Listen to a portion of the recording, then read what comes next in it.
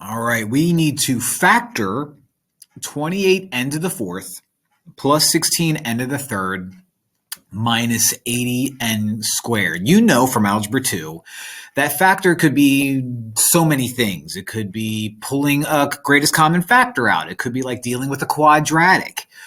In this case, I'm going to start out by knowing that these are all even, and I can definitely bring out a 4.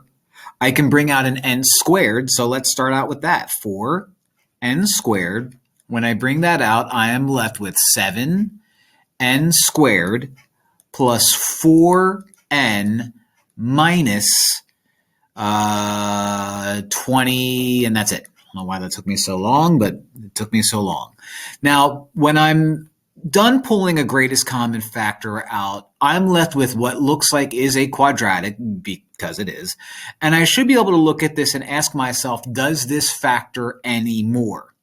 Okay, can I write this guy right here as this? Well, let's try a few.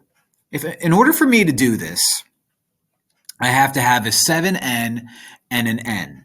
One of these has to be positive, one of these has to be negative. So let me think of two numbers that multiplies out to 20. So how about 10 and 2?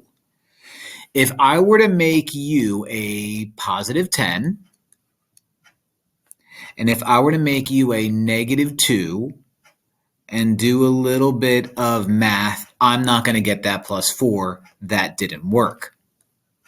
Okay, so let's try this. Let's try, you know what? I think I figured it out by guessing and testing.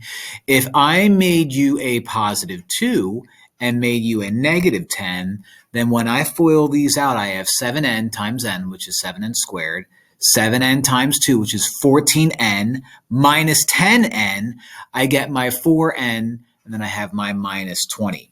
So if you struggle with a problem like we just did there, this is called solving quadratic equations with a leading coefficient. I have videos on those, and I'm not going to spend a ton of time doing that here, but I have a pretty significant video on how to solve quadratic equations when you have a leading exponent.